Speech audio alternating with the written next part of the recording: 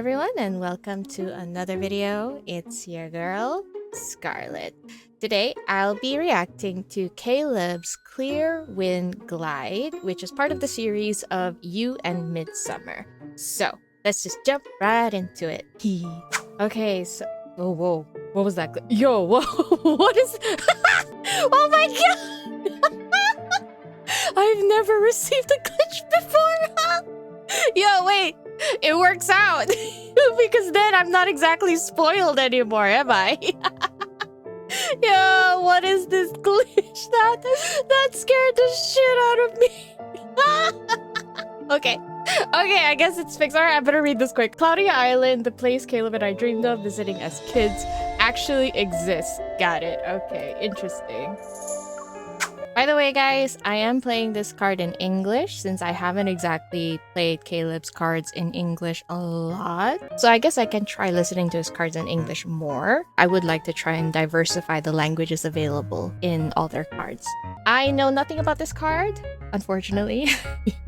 All I know are parts from the PV. The synopsis of the card did not tell me much. After finishing my mission in the morning, I rushed back to the old house without even changing out of my uniform.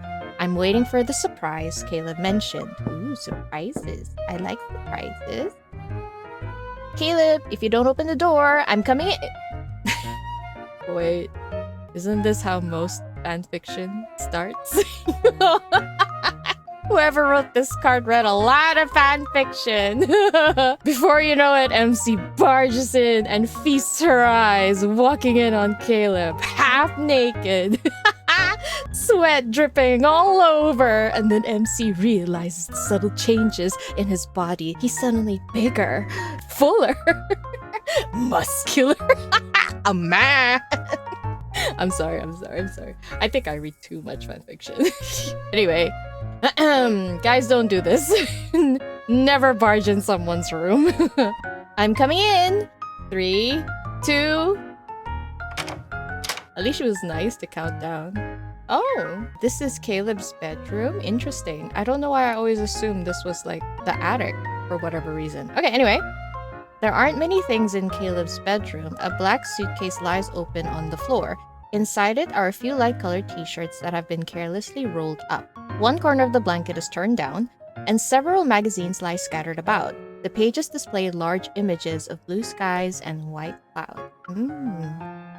Didn't he ask me to come over today? Where is he?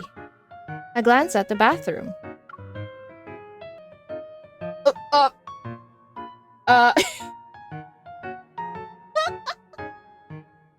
What did I say?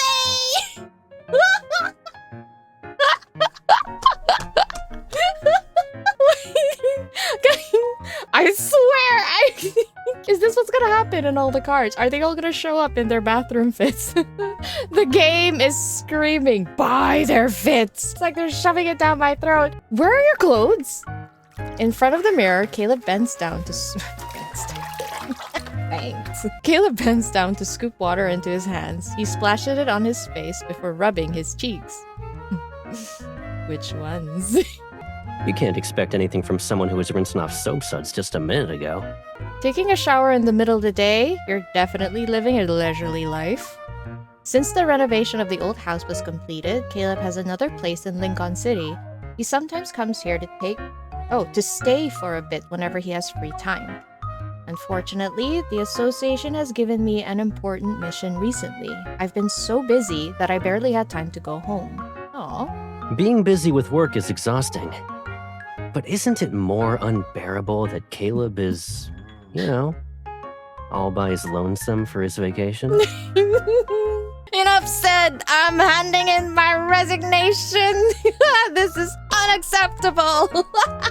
Of course, if we were the same height, I'd make you wear my hunter uniform so you can cover my shifts for a few days. Okay, and modifying clothes is easy. Remember when your new school uniform pants were too long? I hemmed those for you. Oh, wow. Thanks, Grandma. Oh, you're right. I thought Grandma's sewing skills had gotten worse all of a sudden. The pant legs were uneven. Wow, I swear I did not read this card. I just don't know why everything I'm saying is hitting in story. His hand that reaches for the razor pauses. Oh, shaving, I see. Using the mirror, he shoots me a skeptical look. Was it really that bad? I lean back against the bathroom door frame and take advantage of the fact that he can't clearly see my expression. I secretly smile to myself. Why? Beams of sunlight fall across the floor, carrying the sweet fragrance of Sephora blossoms after a summer rainfall. A breeze slips through the slats of the horizontal blinds. A couple of years ago, we'd probably be enjoying our summer vacation right about now. Yeah. After watching some cartoons, you'd say you wanted to go live with me on Cloudia Island. The one from the show. Ah, so it's from a cartoon show. And when you looked up housing prices on the island, you discovered you had to save your allowance for a couple centuries.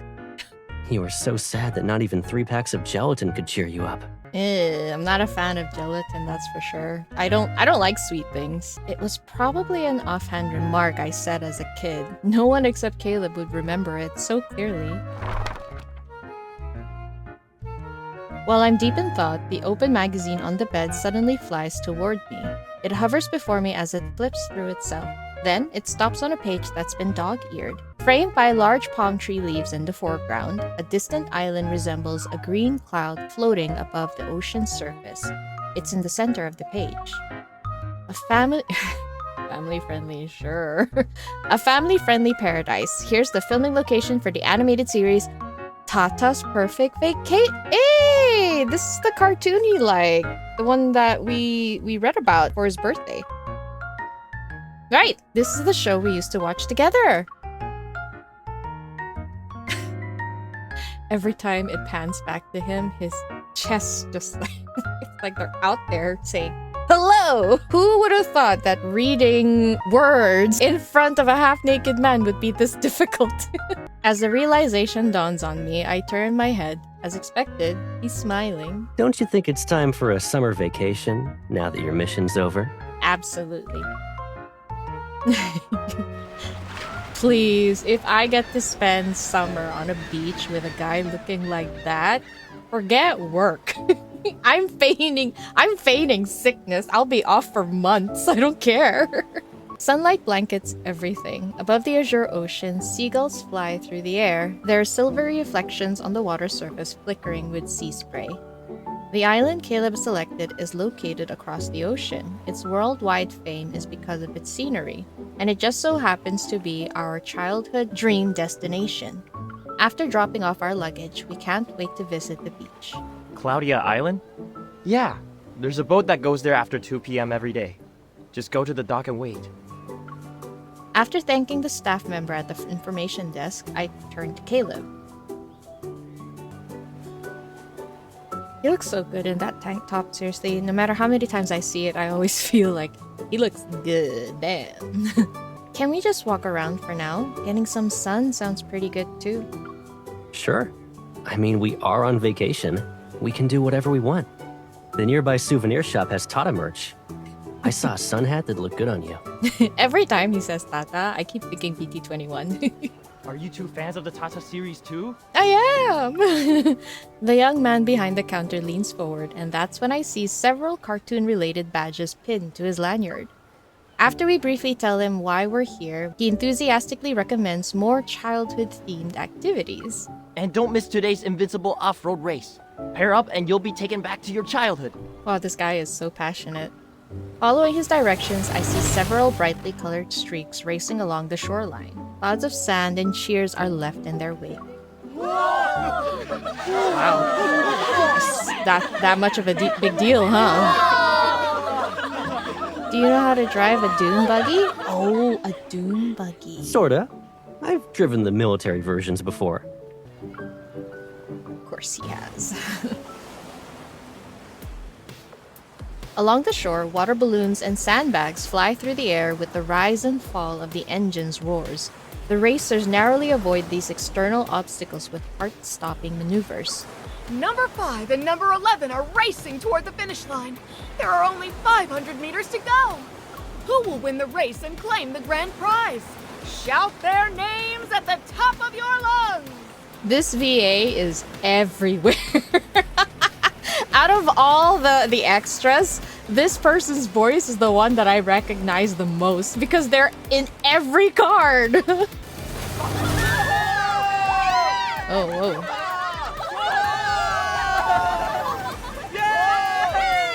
Wow, okay. Congratulations, number 5! You've won the title of Invincible Off-Road Racing Champion and a magnificent crown! Is that me? The staff waiting nearby jogs over and places an enormous flamboyant red flower crown made with woven grass on Caleb's head. Of course, Caleb. Why could it have been me? Oh god. Okay. It's like he's presenting himself. No wonder he said it'll take us back to our childhood. This is definitely childish. Who says? The getup and title are impressive. Congratulations, Invincible Off-Road Racing Champion. Really? Will you wear it if I give this to you? Happily. Before he can take off the flower crown, the staff brings over a massive coconut shell filled with colored paint. Now, let's shower the Invincible Off-Road Racing Champion and his partner, the Absolute Defender, with our blessed coconut paint! Absolute Defender? Oh god, I'm sorry, my eyes keep being drawn there. Caleb leans in. His tone is dripping with Schadenfreude. Schadenfreude, got it. Oh, you forgot to congratulate someone. For shame. No, wait, what? Wait, I want to dissolve our partnership right now! She's embarrassed. I mean, Absolute Defender doesn't sound that childish. It sounds cute. I'm gonna lose my skin before that lobster molts if you keep scrubbing. What? Oh my god, what happened? What's that? My hands are getting sore too. No one told us the paint would be difficult to wash off. I squeeze out 2 more pumps of shower gel, work up a lather in my hands, and use it to cover Caleb's back. I mean, there's nothing there, but I guess. MC, you don't have to find excuses, you know? Sounds like she's really scrubbing hard. Aren't you usually agile? Why aren't you dodging the paint? You're not gonna talk about how you used me as a human shield earlier? I might be guilty, but you didn't exactly put up a fight either. Don't we have a boat to catch? Less talking, more rinsing. What were those blobs on him? Those look kind of scary. Leaving the outdoor bathing area, I see small stalls scattered along the path. The intense sunlight has bleached a few canopies. Homemade ice cream. 30 for 1, 80 for... Hey, watch out! Wait. Yo, this guy's actually pretty good. Homemade ice cream. 30 for 1, 80 for... Hey, watch out! Isn't this the tour guide from Silas's card? I recognize his voice. He's a good one. Amid startled cries, a colorful ice cream cart comes barreling toward us. At the moment, the wheels freeze as if someone hit a pause button. Then the cart slowly rolls back towards its owner, who's running in our direction. Stunned, I hold Caleb's arm, then I pat it. You move at lightning speed when it comes to saving the day. Or maybe I didn't want to get covered in ice cream and have you wash me. Again. Are you sure you didn't like that? But okay. The owner secures his cart, then he picks out a penguin-shaped popsicle and gives it to me. I'm so grateful for what you did. Are you two on your honeymoon? I hope you have a sweet, blissful time together. Aw, thank you. Thanks. I hope your business is successful. I like how she didn't correct him. After walking along the shore for a while, Caleb finally looks at the penguin-shaped popsicle I've been eating. You thanked him so well that I almost didn't realize the problem. Come on, I was in the mood for ice cream. You want some? You are very generous. Your penguin popsicle only has half a beak left. Well, take it or leave it, Caleb. If it were up to me, I'd give you nothing. I lift the popsicle and smear what's left of the penguin's beak right onto his lip. It's too hot, and the poor penguin might get seasick on the boat, so you're doing it a favor by putting it out of its misery.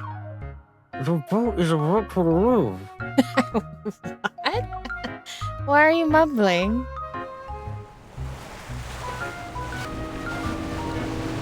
Following Caleb's gaze, I see it. Is that a ship? Dozens of meters away, crew members have Dozens of meters away, crew members have untied the mooring ropes. A ferry departs as its horn blares. On the white vessel's stern, the words 𝘾𝙗𝙪 Island Tour Express shine in red letters. Caleb, our boat! And they run to it. I had no idea that finding another boat would be such a hassle. It's either waiting in line for hours or being forced to join a tour group. It worked out in the end, though. We'll make it in time to see the sunset. Whoa, they spent the whole day just trying to get to the island? The speedboat cuts through the water and leaves 2 long white trails in its wake. It's like a bird stretching its wings under the sun. The wind is picking up and the constant rocking is making me feel queasy. I decided to lie face down on the deck to sunbathe. I'm really dizzy. The sea was calm when we left. The way he walked in. Caleb sits down beside me and squeezes some sunscreen into his palm. That's normal. Weather at sea is unpredictable, you know. It might be sunny now, but we could see rain in the evening. How do you know? I had no idea your experience in sailing. Well, I ran into a small problem during a mission and had to make an emergency landing near an island. I ended up staying there for a few days. The rate at which accidents occur during your missions is a little concerning. It's probably because of the people sabotaging him. He ignores my skeptical look and skillfully spreads the sunscreen across my back. Yeah, the sea ate all of my equipment. The most valuable thing I had left was the necklace you gave me. So what happened? I picked several carts worth of coconuts for the locals in exchange for 3 days of food and shelter. If the rescue team arrived 2 days later, I would have finished training my seagull squad. They'd be able to deliver notes for me. Of course. Can't stay serious for 3 seconds before you start making up stories again. I turn to elbow him, but he easily catches my arm and applies more sunscreen. When you're seasick, you need to focus on something else to distract yourself. Do you feel better now? It does feel like it's working. Fine, I'll let you off the hook this time. But the story is true. It was very windy when I stayed on that island. I learned over 20 different words to describe storms. Some Damn. refer to sudden whirlwinds, and others were related to extremely cold sea breezes. He does seem to have a lot of correlation to like storms. But then again, I feel like they always use storms to narrate the tone of the story in all their cards. But I feel like for Caleb, it's even more obvious. A few storms would last for weeks at a time. They were so powerful that not even a seabird could fly off the island. Unfamiliar syllables roll off his tongue. Their rhythm is reminiscent of raindrops hitting rocky shores. Naming different types of storms, it actually sounds romantic. True. But compared to the storms you can see but never touch, I prefer... Right? The corner of his lips slightly curve up as he cups my face. I immediately sit up to defend myself. I wrap my arms around Caleb's neck to pull him closer. Then I give his face a good rub down. Is that how you defend yourself? Where's the animation? We have the animation! Just do it! Only when I've transferred all the sunscreen from my hands onto his body do I plop onto the deck. I pull his arm under my head to use as a pillow. Ouch.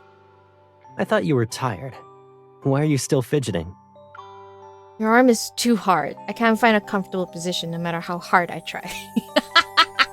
Thank you, MC. I absolutely needed that confirmation to know that every part of Caleb is hard. He turns onto his side and lifts his arm. He works with me to adjust our positions. At least it won't get numb even if you use it as a pillow all afternoon. It's not too bad if you think of it like that, right? For you or for me? Finally finding a comfortable position in his embrace, I softly hummed. Then I closed my eyes. It'll do.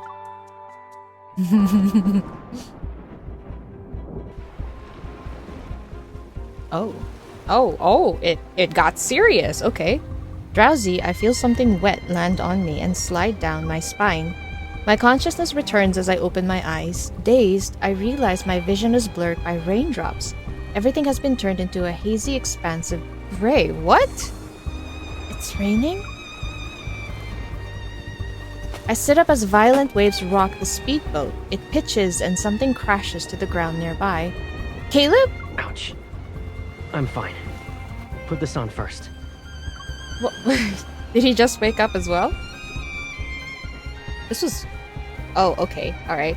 A life jacket flies over from the cabin. I quickly put it on and see what Caleb is staring at.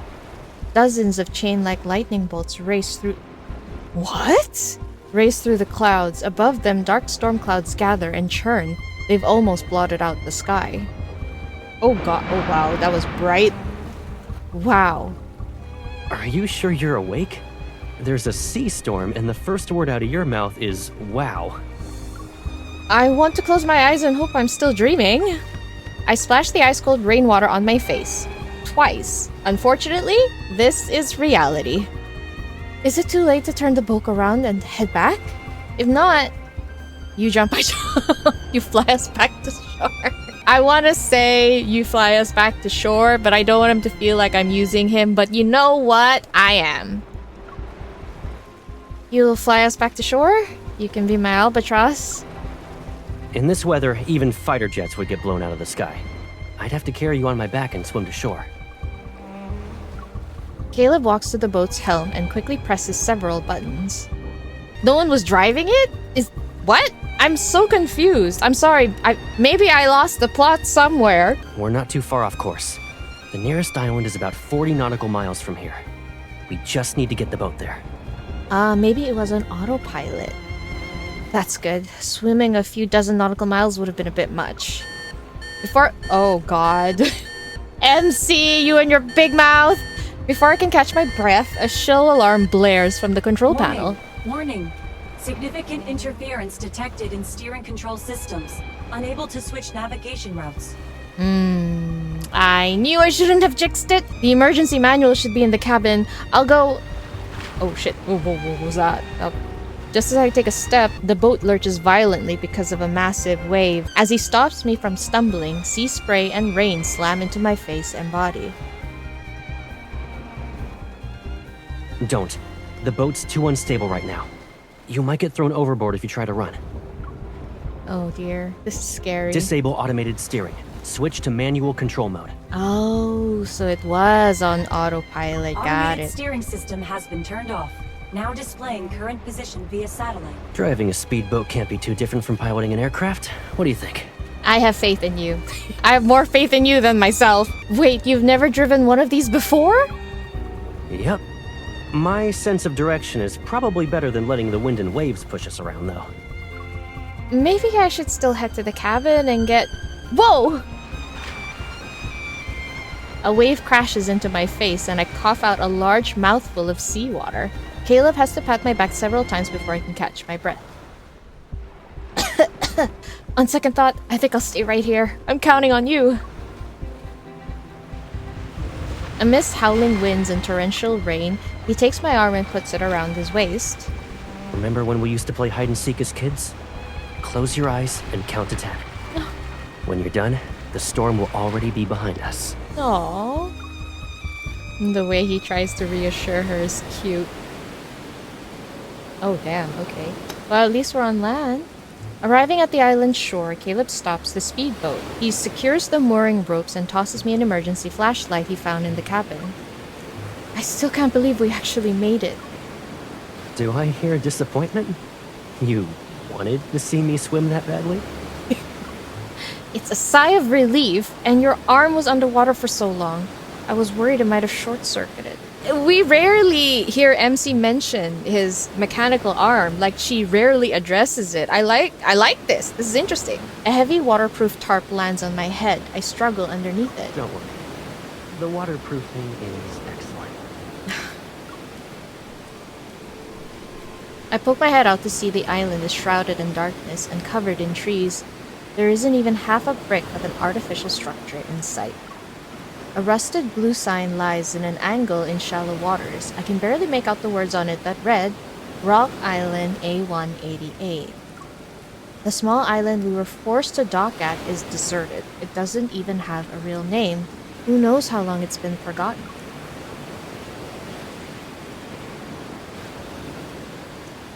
According to the map on the boat, there's a large cave in the southwest corner of this island. We should be able to use that as shelter for the overnight rain. What if there are venomous snakes or scorpions here, though? We're basically takeout as we deliver ourselves to them. The storm won't be ending anytime soon. We're not safe if we stay here. I feel like there's a lot of bugs in this card, which is a shame because he moved very awkwardly just now. Seeing that I'm still worried, he smiles and leans in. What are you afraid of? If we actually run into anything dangerous, no one can predict who will be eating who. Okay.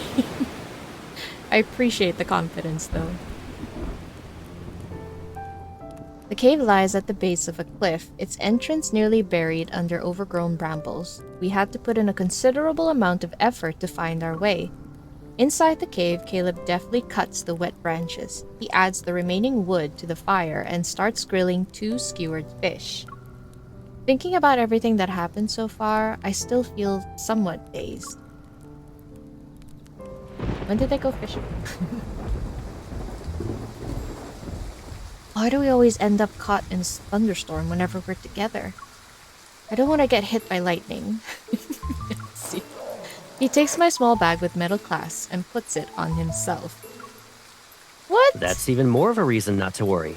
Lightning always strikes the tallest person first. That's not in any way reassuring. Take them off, my gosh. Something's charging at us. Look out. It's fish. Oh, it actually is. They were probably unlucky and got swept onto the island by the storm. Now they're flopping their way down the slope. Is that possible? That took me a while to process. I wonder if they can make it back to the ocean before the rain stops. Do you want to help them? I actually want to eat them, considering survival is the issue here. More than a dozen fish suddenly soar into the air. What? They're waiting in line so they can jump off a cliff several meters away and land in the sea. What? Dumbfounded, I stand there as Caleb bends down to pick up 2 fish that have stopped flopping. I'll consider these my toll fee. So they didn't go fishing. Is this like the behavior that salmon have when they have to like swim upriver? Is that it? I wish they would explain a bit more. It should be easier if we go through here. My foot slips, but thanks to his lightning-fast reflexes, he grabs the back of my collar and pulls me into his arms. Still shaken, I look back to see rocks and muddy water tumbling down the cliff. That's the easiest way. If you accidentally fell, I would have to carry you around for a while. A long while. Why do you have to say it like that? Gosh, MC is worrying me. She's so clumsy. I'm so not used to this. We narrowly escape danger and find a cave to act as a shelter from the rain. We even made some unexpected discoveries. The firelight casts swaying shadows on the cave walls as Caleb walks to a spot away from the fire. He turns around. What are you looking at? Cave painting? You should take off your clothes first. Huh? Shocked, I stare at Caleb. I'm actually wondering if his brain was waterlogged. Why don't you take yours off first? Wait, that's not what I meant. It's not about who goes first. Wait. Where did your brain go? Wet clothes won't keep you warm, you know. You'll catch a cold. Oh, okay. That actually took me a while to realize what MC was thinking.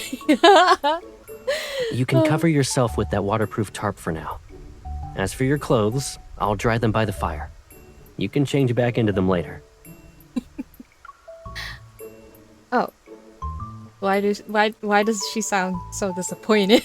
The fluttering emotions that stirred inside me quickly dissipate. I pout.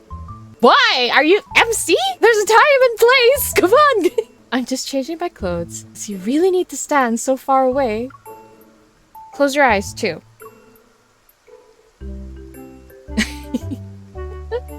Ah, that's why he turned around. Under the black waterproof tarp, I remove my soaked clothes and quickly wrap myself up until only my eyes are visible. Saya. He's probably seen everything already. My body does feel significantly warmer than before. I soon realized my face is flushed. I'm done. Caleb walks over and gives me a surprised look. Then he smiles as he bends down to pick up the clothes I've changed out of. At least leave your nose out so you can breathe, little penguin. I silently extend my arm to give him a playful punch. This is how I can be waterproof, windproof, and Caleb-proof. He takes my hand and his expression is tinged with curiosity. Are you afraid of what I might do to you? Oh god. Not really. Maybe. There is a feeling of anticipation, curiosity, and slight fear. Not really. Are you hoping I might do something then? Oh, shut up! Shut up! Shut up! Stop! How dare you twist my words like that? Well, you know what? He did say he would. I'm remembering his birthday card. Oh gosh. Oh. You know what? It's okay. You can do whatever you want. I freeze, and when I try to pull my hand back, he catches my wrist. He brings my palm to his cheek. I can feel his warmth. Come to think of it, staying here with you is nice. Oh god. Stop. I'm weak. I have no defense against his puppy eyes. No other boats pass by this island, and the signal is bad. No one will disturb us here. Oh boy. His warm breath brushes over the back of my hand, and I can sense his trembling Adam's apple. A tingling sensation courses through me. After the storm passes, we can go diving during the day. In the evening, we can chat like this. We can also do other things if you want. What? Okay, I'm fine. I'm okay. I'm good. If you're thirsty, I'll pick some coconuts. Oh, I am so thirsty. If you're hungry, I'll cook fish and crabs. I'll get sick of eating seafood every day. That's true. Staying here for one night is more than enough. Caleb lets go of my hand as if nothing happened. He returns his attention to the fire. For a few seconds, neither of us speaks. What the fuck was that? What was that? Horny thoughts aside, the fact that maybe this is like his true thoughts. This is technically his dream situation, isn't it? A world where only the two of them exist. The closest as it can get. The rain grows heavier and wind passes through the cracks to seep into our shelter. I glance at Caleb's bare back before moving a little closer to him. Yes? Let me block the wind for you. I have the biggest piece of cloth. He responds with a slight smile, turns to face me, and ensures the cloth is secure. Don't worry about that. Once our clothes are dry, we'll venture deeper into the cave and find a spot without wind. Then we'll sleep. What the heck was that? My mind is in a haze right now. Like, what is going on? How are we moving on from that so quickly? The light gradually brightens as Caleb leads me to the entrance of an inner chamber. From the ceiling hang several strange luminescent vines. They cast a soft glow. In the humid air, rings of pale blue light diffuse outward. What? They wind around branches and leaves to reveal... What? They wind around branches and leaves to reveal their figures. Are they bugs? What are they? It's beautiful. I lift up a vine that's hanging over my shoulder. It immediately curls its tendrils away, and its glow suddenly dims. What? It's like those touch-me-not plants that fold into itself. These organisms are extremely fragile. They can only survive by hiding deep within caves year-round. So, they rarely encounter other living things. they're timid too. Uh-huh. But because of this, they actually managed to survive the Chrono Rift catastrophe. Curious, I look around the cave while Caleb spreads out a waterproof tarp on the ground. Alrighty, we'll stay here for tonight. If anything, the place these plants have chosen is definitely secure. Ah, that's how he assumes that the place is secure. It's interesting. Some rain still seeps through the cracks in the cave's ceiling. However, it's warmer here. I sit down beside him and lean against his body. I try to move a little closer to him, but my hand almost presses down on something. I quickly pull back. Wait, what? A dragonfly? It's not moving. Is it sleeping here too? Caleb leans forward and extends his finger to the dragonfly. He's waiting for it to use his finger as support to climb up. Dragonflies only rest in places they consider safe since they're extremely vigilant. Their eyes are open even when they're sleeping. Really? I didn't know that. This one probably got its wings wet, so it can't fly. You came to that conclusion with just one glance. You must have rescued quite a few of them, huh? He sits up and places the dragonfly on a dry outcrop. Back at the old house, there would always be dragonflies like this one after it rains. They couldn't fly, and were just sitting near a pond. They turned that area into a park with a fountain. The dragonflies disappeared, and I was forced to retire as a rescuer. From what I remember, the rainy season was hot, humid, and seemingly endless. On rainy days when I couldn't go outside to play, I would stare blankly out my bedroom window. Sometimes I'd see Caleb. Speaking of which, I think I saw you fighting someone by the pond back then. You hung a guy taller than you in a tree. What? As usual, you don't remember anything nice about me. Why was there a fight anyway? When I was passing by, I saw several dragonflies near the water. Their wings were torn. Oh my so when I God. ran into the person responsible, I taught him a lesson. That's, oh gosh, that is diabolical. Gosh, this person is so sadistic. No wonder I never saw him again after that. I nod. Even if you happened to get involved, it must have meant something to those dragonflies. The ice cream cart, those fish, the shrimp. It mostly depends on whether the one I want to protect actually needs it, though, right? Is he thinking about MC? Not necessarily. Maybe it's precisely because I know that someone has my back, which is why I'm not afraid to try things on my own first. Oh, MC! I never thought your adventurous spirit could have a poetic explanation. I hum softly in response and we continue chatting idly about nothing in particular. Eventually, I yawn and rest my head on his shoulders. The world beyond our shelter might be churning with turbulent waves, yet everything is warm when I'm next to Caleb. Our breathing gradually synchronizes. I snuggle up against him and close my eyes. In the dim lighting, the breathing next to his shoulders slowly steadies. Her sleeping expression is peaceful, her eyelashes quiver slightly, and he's reminded of the dragonfly wings that once fluttered in his palm.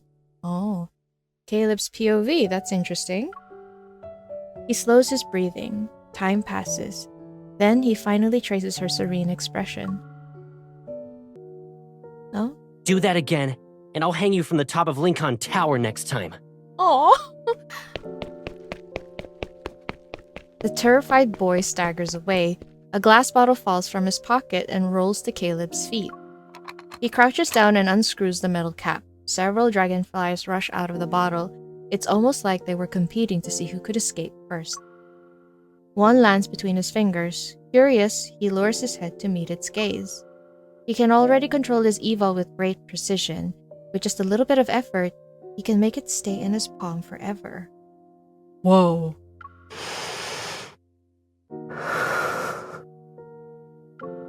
The dragonfly's wings begin to beat faster and faster. At that moment, he senses a familiar gaze behind him. He turns around. The gauze curtains sway gently near the window. All the dragonflies have flown away. He actually knew MC saw him. When I wake up again, the sky over the island is clear. Sunlight creeps through every visible crack and spills out around me. Leaving the cave, we follow the winding path we took to reach the shore. The route itself isn't actually difficult to navigate through. Caleb jumps onto the speedboat, does a quick look-see, and then picks up a large backpack from the storage compartment. Everything seems to be okay. Last night, I hovered between the land of dreams and the waking world. I tried to turn over, but a pair of arms held me firmly in a warm embrace.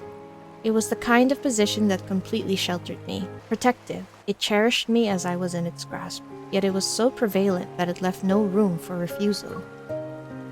Did something happen last night? I need to ask him when I get the chance. Unable to make sense of it right now, I walk over and make a show of examining the dashboard.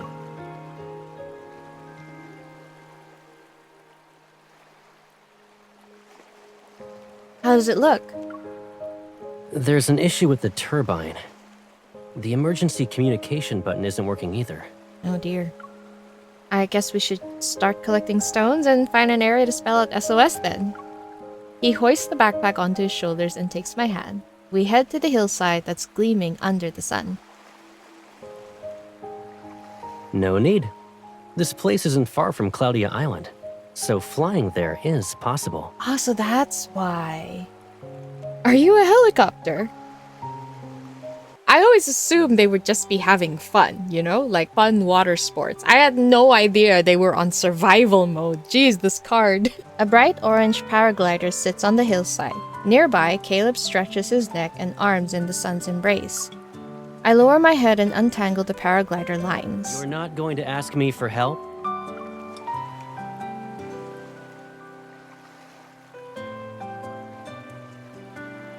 With one hand, he picks up the paragliding harness from the ground. I look up and see him pull out the straps. Click! He's fastened them around his thigh.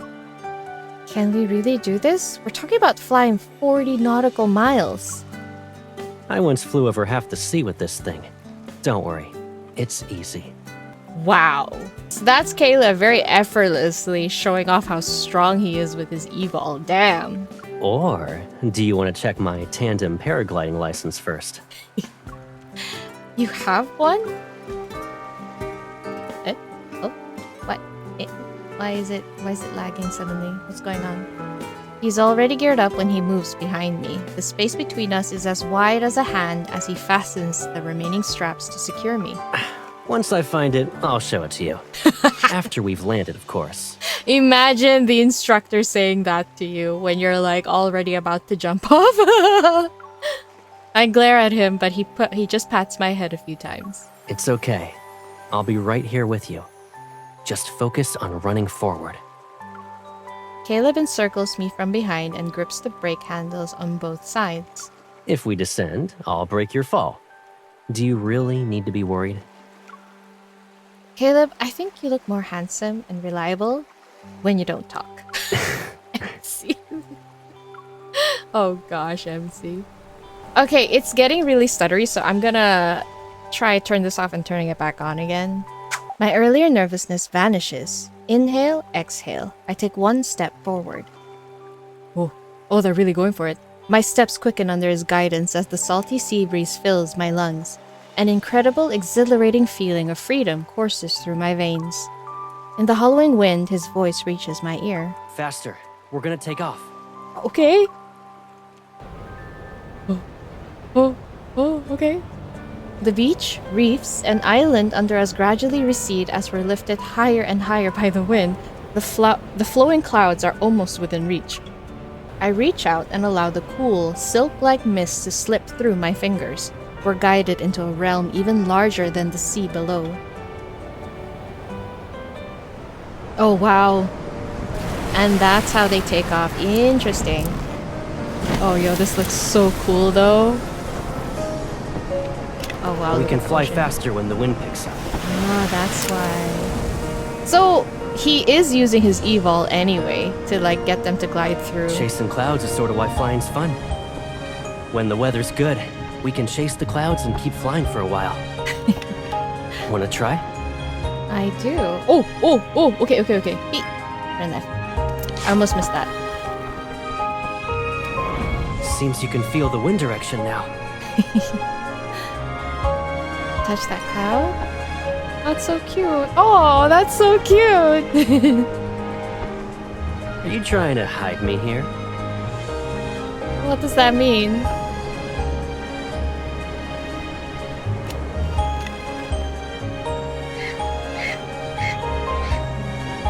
I like how they really capture the feeling of freedom when they're flying.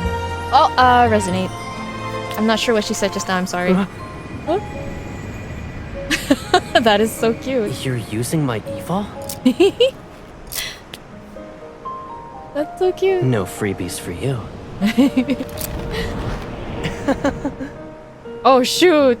Oh, hold on to him. Are you scared? Oh, the little pets. No. All's fair in love and... Huh? Oh, she was joking. Caleb, why are you doing this again? It's not me this time.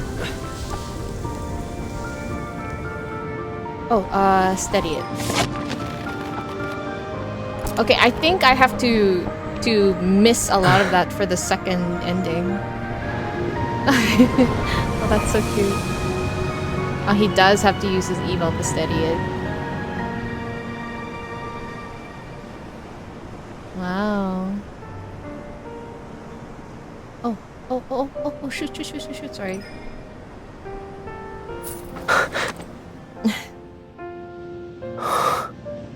It's a habit. Whenever there's turbulence, I touch it. Oh. Oh, wait. I'm by your side, aren't I? You don't need a necklace. I'm right here.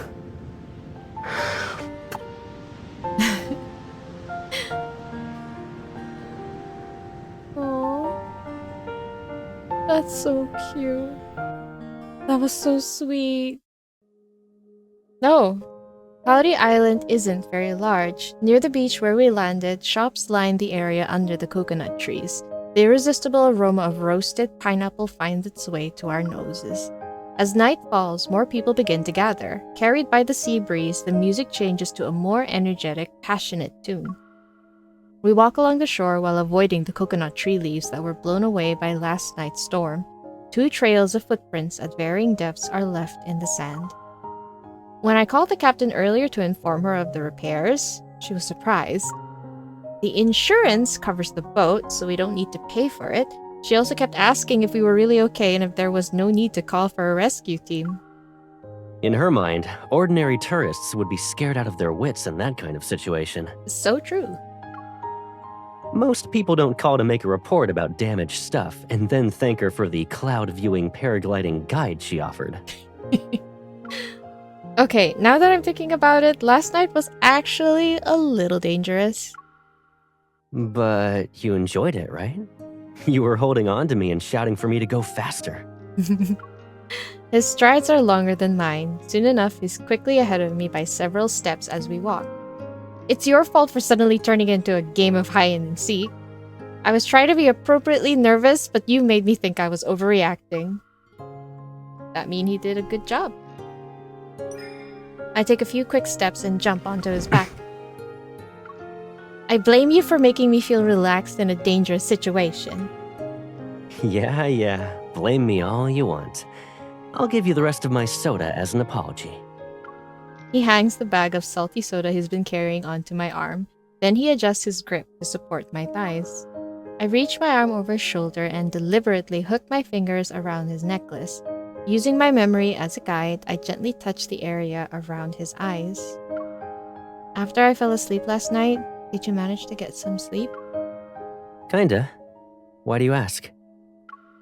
I'm concerned about me not being the only one who tries to handle everything alone. His pace slowed down. He turns to look at me, his hair tousled by the sea breeze. At that moment, his handsomeness is striking. Okay. I did have trouble falling asleep last night. Were you thinking about me? Yeah. I never liked storms. They're danger and chaos incarnate. I feel like nothing can be predicted or controlled. But yesterday, at sea as you were counting down, when you had your eyes closed and held me close, for those 10 seconds, I found myself wishing the storm would last a little longer. Oh, Caleb. I let out an exaggerated, dramatic sigh on purpose.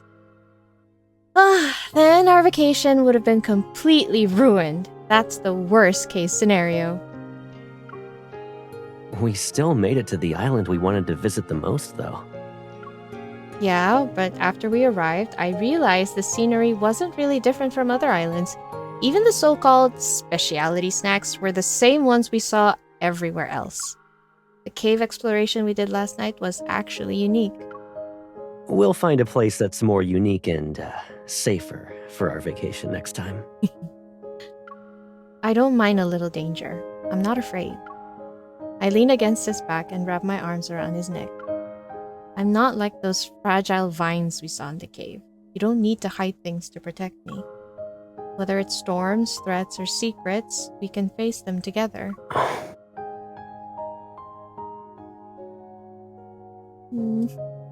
Those secrets might frighten you. His tone is casual, yet his words carry the stinging saltiness of sea air. It goes straight to my heart. How would I know if you don't tell me? He stops walking and tilts his head as if he's trying to read my expression. Do you really want to know? Think of them as nightly bedtime stories, and start preparing one for tonight. He smiles and walks. His steps carry a hint of nonchalance as if they were pushed by the waves. You're not allowed to complain if there are too many.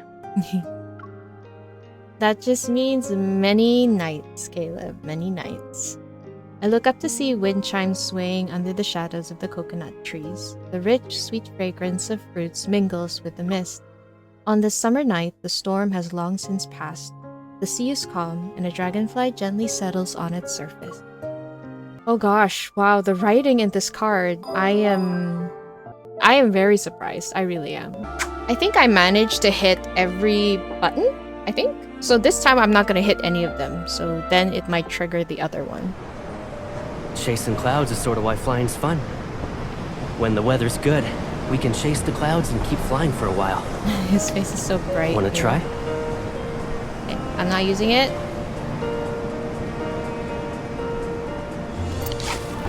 Oh, I still did it. That's interesting. Seems you can feel the wind direction now.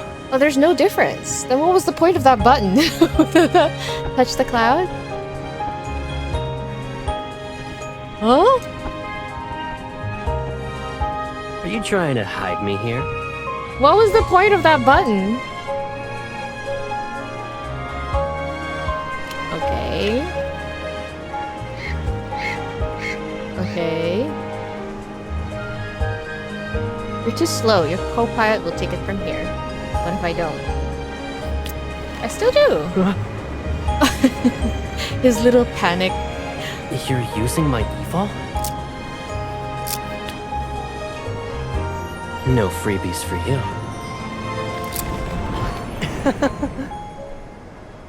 Hold on to him. What if I don't? Will I fall? Oh no, I still do. Are you scared? No. All spare. I'm. Caleb, why are you doing this again? It's not me this time. Okay. So this one is a very long. I guess this will be different. It felt extra long. Watch out! Oh yeah, this is the one. So it was just that one trigger. Okay.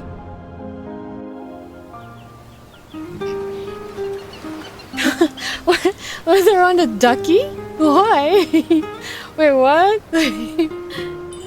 Ouch! Ow! Be more gentle, Caleb! When you don't listen to me and learn too quickly, you're gonna get a twisted ankle. He looks so annoyed. Don't move. Okay. It might be dislocated. Huh? I got this. Dislocated? Excuse me? I would be crying like crazy. Oh, retaliate? Yeah, retaliate! Oh. The way you attack me hasn't changed a bit. You did this as a kid, too. Wipe it off? Retaliate and then wipe it off. Oh. Oh. Causing trouble only to make up for it. It's still the same. I was just saying. Okay. Cute. Okay, so, this card was definitely a lot of fun, but also a bit surprising. I was really expecting nothing but fluff. Then again, it's not love and depression for nothing. It seems like we are, again, visiting Caleb's biggest fear, which is being unable to protect MC, but this time, in a sense that Caleb is also aware how his own overprotectiveness can be harmful. I feel like I've spoken on this quite a lot in a lot of Caleb content, so I'll try not to repeat too much of the same thing. But long story short, Caleb's biggest goal is to keep MC safe, and like he says in his Bond story, he wants it so that all the storms that MC encounters ceases to exist. In this card, we now learn that storms to Caleb is something he hates. He calls it chaos incarnate, as it is something that cannot be predicted or controlled. The theme of storms in the outside world seems to be a constant when it comes to Caleb's and MC's story, since Caleb has always expressed the desire to keep her inside a closed-off world where it's just the two of them, tucked away from the dangers, aka the storm, from the outside world. And this is fueled, at least I feel like this is definitely fueled even further because of Caleb's feeling of inferiority. He sort of believes that he is not enough to protect her. Even worse, he fears of being the one to hurt her. Heck, even in this card, when they were stranded on a boat in a storm, the fact that Caleb still had that wish for the moment to last longer probably really frustrated him. The want to be the only thing she clings onto and rely on versus the want to keep her safe. Now you might start thinking, why can't the two things coexist? Why can't she rely on him and why can't he also keep her safe? Well, I feel like if you think about the situation that they're in right now, the fact that they are in a relationship is a huge risk to Caleb, because openly dating her is allowing her to be close to him despite a target that's constantly on his head. We've seen how a lot of his missions get sabotaged, and a lot of times it almost like he's ready for death, ready to be gone. And despite all that, he doesn't want to let her go. We've seen how Caleb also realizes his overprotectiveness it can be a form of harm to MC a few times before. For example, his Bond story, where he locked up MC in their childhood, and even in the main story with the effects of the Turing chip.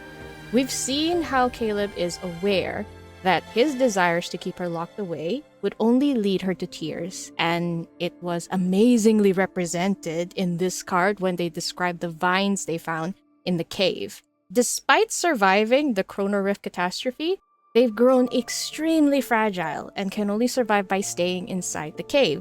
The scene, even with the flashback, shows that at such a young age, Caleb is still hyper aware of the consequences of his choices. It's very easy for him to make things go his way, the way he wants it. However, that familiar gaze behind him, the gaze from MC, it was kind of like a reminder to him that what he really wants is to be that hero, quote-unquote hero in her eyes. He wants to be that reliable source of strength and a forever constant in her life. He's reminded how MC views him as her kind and always steadfast 𝙮𝙯. Now, at the stage of their relationship where it feels like Caleb is more understanding of MC's need to, like, I guess, spread her wings and fly and all that, it kind of feels like Caleb is finding himself more and more detestable. Especially now that they've managed to break the barriers from their previous relationship to their current one. He's scared that once MC sees the full depth of how much he wants to protect her, she would hate him. And then we have MC being the ultimate Chad. Is that a thing? Can I say that as a thing? Yeah, I'm just gonna make it a thing. The way MC made it clear that as long as they are together, they can face them together. Oh, I mean, yeah, it's just a line, but I just love how MC really reassures Caleb in this card. Like, I especially love how Caleb has become more willing to tell her about the quote-unquote secrets that might frighten her. Knowing how MC basically matches Caleb's freak, I'm sure they'll be fine in the end, honestly. My honest opinion. All that's left is to navigate the upcoming storms together this time. So yeah, that's my whole take on the card. It's not a problem we haven't seen, but I like how the narration of the story just highlights that bit of complex that Caleb suffers through with his relationship with MC. So it was definitely a really fun card. I have a lot of questions about the Kindled, though. I need to play the other cards to see if it's true. It feels like the quote-unquote choices, you know, those quick trigger events. There's not a lot of consequences to missing it, so I don't see why we have to do it. But I guess it adds into the interactiveness, so it feels like you're not just watching the scene, it feels like you're moving along with the characters, and I get that. But maybe if they just made it more clear as to which of these triggers changes the outcome, you know, like where your choices have consequences. If they made those triggers more clear, that'd be nice. So far, I finished 2 cards in the series, and I'm loving it a lot. Lots of eye candy, lots of story, lots of depth, and definitely a lot of fluffy moments. Also, a lot of heartfelt moments, which I honestly did not expect for this series. But yeah, I'm enjoying it immensely. Anyway, that's it for me. And I guess that brings us to the end of this video. If you enjoyed it, do like and subscribe if you feel like it. And I do hope you feel like it. And I'll see you guys in the next one. Until then, bye-bye.